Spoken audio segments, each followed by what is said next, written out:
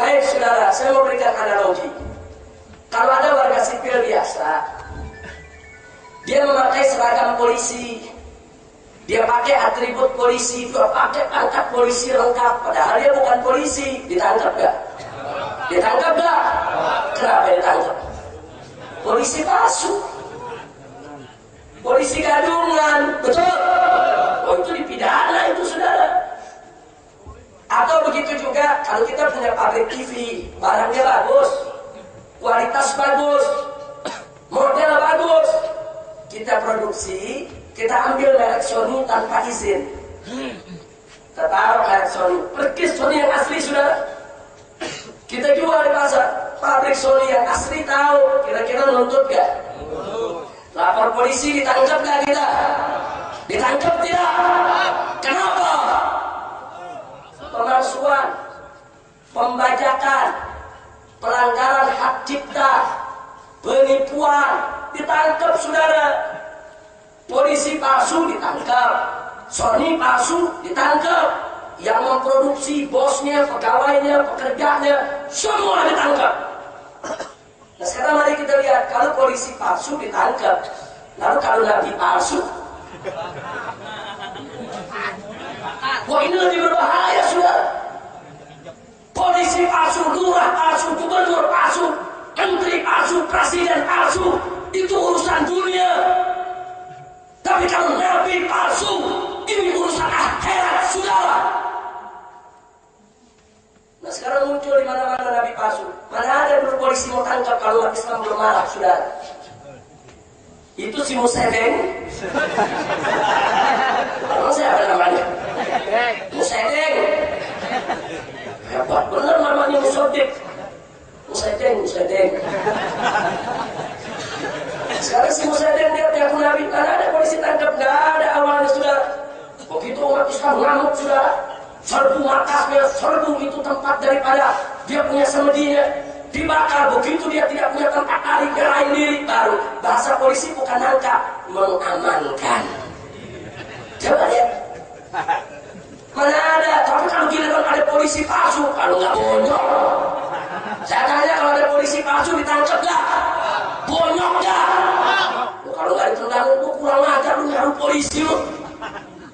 Coba lihat, kalau polisi palsu mereka tindak seperti demikian rupa, lalu bagaimana dengan nabi palsu yang jauh urusannya lebih berbahaya saudara? Terus persoalan label, kalau ada label Sony palsu ditindak, penipuan, pembajakan, lalu bagaimana kalau label Islam digunakan untuk kepalsuan saudara? Saudara, orang untuk memakai label Sony itu nggak sembarangan, ada syarat. Harus buat MOU, kesepakatan dengan pabrik Sony-nya. Harus dites pabrik, uji produksi. Harus dilihat dulu kualitasnya. Kalau semua persyaratan sudah dipenuhi, ada royalti yang harus dibayar, baru boleh pakai label Sony sudah. Nah sekarang, itu analogi perumpamaan.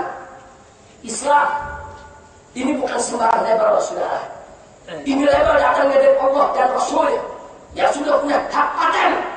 Yang tidak boleh sembarangan orang memakai label Islam kalau dia tidak memenuhi persyaratan saudara. Apa persyaratannya? Dia harus menerima secara utuh rukun iman dan rukun Islam. Tidak boleh diselewengkan, tidak boleh ditafsirkan seenaknya, tidak boleh dilanggar. Dia harus terima secara utuh saudara. Walaupun ada orang mengucapkan 2 kalimat syahadat, dia bayar zakat, dia puasa Ramadan, dia bikin haji, dia mengakui Al-Quranul Karim sebagai kitab suci terakhir, tapi dia mengatakan sholat 5 waktu tidak wajib, maka orang tersebut sesat, murtad, kafir, tidak berhak memakai label Islam saudara. Betul? Jadi Islam punya syarat. Oh mentang-mentang syahadat, ya kita tanya, sholat bagaimana? Oh 5 waktu tidak wajib, kafir. Walaupun dia ucapkan 2 kalimat syahadat, walaupun dia memegang Al-Quranul Karim, kalau dia mengatakan dengan ucapan yang menghina Allah, menghina Rasul, menghina Al-Quran, sesat, murtad, kafir. Jadi nggak sembarangan pakai label Islam, itu ada syarat-syarat. Terus orang Ahmadiyah mengatakan ada Nabi setelah Nabi Muhammad Islam, mereka tidak berhak, saudara. Walaupun syahadat mereka kita pakai, walaupun Al-Quranul Karim kita mereka baca, walaupun rukun iman, rukun Islam kita mereka ambil, tapi mereka selewengkan, saudara, dengan cara sedemikian rupa, mereka tidak berhak untuk menyandang label Islam, saudara. Mereka tidak berhak memakai atribut Islam, memakai simbol Islam, bahkan tempat ibadah mereka haram kalau kita sebut sebagai masjid, saudara. Masjid adalah hanya nama untuk Islam. Tidak boleh ada di luar Islam menggunakan nama tempat ibadah dengan masjid, saudara. Kira-kira jelas tidak? Jelas tidak? Ada kiai sesat ngoceh. Apa dia bilang? Oh, bahaya itu. Kalau kita mengikuti kelompok-kelompok Islam radikal yang menginginkan Ahmadiyah dibubarkan. Kemudian ditanya, kenapa bahaya Pak Kiai? Sebab kalau sekarang kita ikuti kemauan mereka, Ahmadiyah dibubarkan, besok mereka akan minta Kristen dibubarkan juga, Buddha dibubarkan juga, Hindu dibubarkan juga, kan sama-sama sesat. Kalau menurut ajaran Islam kan Buddha, Kristen, Hindu itu kan juga sesat, kafir. Nah, jadi jangan diikuti. Makanya tadi dia bilang, Tuhan saja rela. Kalau hamba-hambanya ini berbeda Tuhan, apalagi berbeda Nabi, biarkan saja. Ayo, lu jawab apa lu? Jadi, saudara jawab jangan? Jawab jangan? Saudara memang Katolik, Protestan, Buddha, Hindu, Ahmadiyah, semua al-kufru millatun wahidah. Kafir itu satu agama, saudara. Betul. Mereka semua sesat. Tapi ada sesuatu yang membedakan, saudara. Kristen, Buddha, dan Hindu itu kafir asli. Udah punya label dari sononya. Kafir asli. Tapi kalau Ahmadiyah, ini kafir kejadian. Dia nggak punya label, dia mau pakai label Islam. Sama dengan produksi tadi, Sony itu sudah punya label, Toshiba punya label, Philips punya label, Sanyo punya label. Mereka nggak saling mengganggu. Masing-masing udah punya label, betul? Masing-masing asli labelnya. Tapi kalau ada Sony palsu, baru dituntut. Karena itu bukan hak dia menggunakan label. Nah begitu juga Kristen itu udah label. Dia punya agama sendiri, nabi sendiri, kitab suci sendiri, keyakinan sendiri. Dia nggak obok-obok ajaran kita.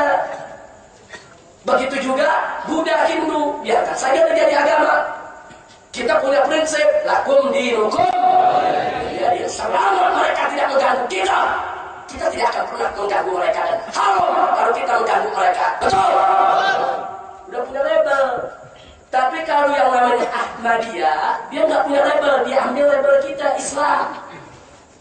Label kita diambil, syahadat kita diambil, rukun iman kita diambil, rukun Islam kita diambil, Al-Quran kita diambil. Kemudian mereka selewengkan, saudara. Ini kafir kejadian yang jauh lebih berbahaya daripada kafir-kafir asli. Kalau agama-agama lain selama mereka tidak mengganggu kita, tidak akan kita ganggu. Sementara Ahmadiyah, mereka sudah ganggu kita, saudara. Mereka sudah menodai akidah kita. Mereka sudah menghancurkan daripada tatanan sistem yang ada dalam syariat Islam. Karena itu wajib umat Islam untuk menolak mereka. Betul? Jadi beda, jangan disamain. Nah jadi lalu bagaimana? Nah, jadi kalau memang Ahmadiyah itu mau jadi agama sendiri, lepaskan semua atribut Islam. Syahadat kita nggak boleh dipakai, Al-Quran kita nggak boleh dipakai, rukun iman, rukun Islam kita nggak boleh dipakai. Dia boleh bikin agama sendiri, umpamanya agama tikus. Umpama nabinya Mirza Ghulam Ahmad yang mati di kakus. Karena mati di kakus, begitu masuk kakus dia mampus. Kenyataan, saudara. Tadi sudah disinggung oleh Pak Kiai kita, Kiai Haji Nurul Anwar. Mirza Ghulam Ahmad ini antek Inggris. Jadi pemerintah Inggris pada saat menjajah India, dia punya kesulitan besar menghadapi umat Islam. Karena di India yang mati-matian melawan penjajah itu umat Islam. Angkat senjata, dia perang, dia tumpahkan darah. Sampai pemerintah Inggris dalam pernyataannya yang tercatat sampai saat ini menyatakan selama kami menduduki India, Tidak ada perlawanan yang berarti bagi kami kecuali dari para mujahidin kaum muslimin. Itu yang paling mengkhawatirkan dan luar biasa perlawanan mereka. Nah, lalu Inggris mencari jalan untuk pecah belah umat Islam. Dia carilah orang Islam yang bisa dimanfaatkan. Itulah didapatkan namanya Mirza Ghulam Ahmad, seorang kurir daripada pemerintah Inggris. Nah, jadi si Mirza Ghulam Ahmad ini didorong, dibina, dicuci otak untuk memulai cari pengikut. Setelah 1 tahun dia sudah cukup punya pengikut dengan berbagai macam finansial yang dibantu oleh Inggris. Akhirnya digelarlah pertemuan umat Islam di Lahore, saudara. Inggris yang membiayai itu semua. Umat Islam dari mana-mana negeri datang. Ulama-ulama satu India turun. Tapi tidak ada ulama-ulama tadi yang boleh diizinkan untuk bicara dalam muktamar tersebut. Yang boleh bicara hanya Mirza Ghulam Ahmad, saudara. Saat itulah lewat pidatonya, Mirza Ghulam Ahmad memproklamirkan dirinya sebagai nabi. Akhirnya ulama-ulama yang hadir bangkit marah. Ditantang oleh para ulama Mirza Ghulam Ahmad untuk munadharah, untuk debat secara terbuka. Tapi Mirza Ghulam Ahmad menolak dan menolak dilindungi oleh Inggris, saudara. Makanya dalam satu surat, sampai sekarang suratnya ada. Dan kita punya bukti itu surat yang ditulis oleh Mirza Ghulam Ahmad. Apa dia katakan? Saya dan pengikut saya berterima kasih kepada pemerintah Inggris yang telah membuka jalan dan memberikan keberkahan bagi perjuangan kami. Karena itu, saya dan pengikut saya siap untuk berkorban demi langgengnya pemerintahan Inggris di India. Ini pengkhianat. Saya mau tanya sama yang hadir, ada nabi pengkhianat? Ada nabi pengkhianat? Enggak ada, saudara. Semua nabi ahlul amanah, as-sidq wal wafa. Semua nabi, tidak ada yang pengkhianat, tidak ada yang penipu, tidak ada yang pendusta, saudara. Nah, kemudian begitu dia lari-lari, saudara, dia mengajak para ulama untuk mubahalah. Tapi saat itu ulama-ulama di India tidak meladeni permintaannya. Karena ulama-ulama di India lihat ini hanya jebakan, saudara. Dan orang ini sudah tidak perlu dilayani, tidak ada ilmunya. Tapi terakhir, ada seorang ulama muda, Syekh Sana'ullah, meminta izin kepada ulama-ulama sepuh untuk dia menghadapi Mirza Ghulam Ahmad dalam mubahalah, saudara. Singkat cerita, mubahalah itu terjadi lewat surat. Dalam surat yang ditandatangani oleh Mirza Ghulam Ahmad, dia yang tulis, dia yang tanda tangani. Dia katakan, kalau Syekh Sana'ullah benar, saya pendusta, maka tahun ini juga saya akan mati dalam keadaan hina. Tapi kalau saya benar, saya Sana'ullah dan semua ulama yang dusta, kalian yang akan mati tahun ini juga dalam keadaan hina. Itu mubahalah ditulis, ditandatangani oleh Mirza Ghulam Ahmad. Sampai hari ini suratnya masih ada, saudara. Kemudian apa yang terjadi? 3 bulan kemudian, Mirza Ghulam Ahmad terkena penyakit diabetes kronis, saudara. Penyakit pula yang parah, yang kemudian ada luka di tubuhnya, tidak bisa diobati, tidak bisa disembuhkan, bahkan bau busuk keluar dari dia punya badan.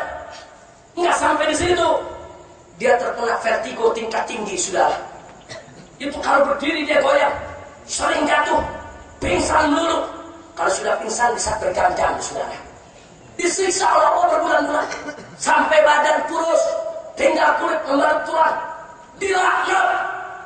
Akhirnya murid-murid terdekatnya mengisolirnya untuk tidak bertemu dengan pengikutnya, dengan alasan Mirza Ghulam Ahmad sedang munajat ketemu dengan Allah, sedang bertemu dengan Jibril, sedang menerima wahyu. Kenapa?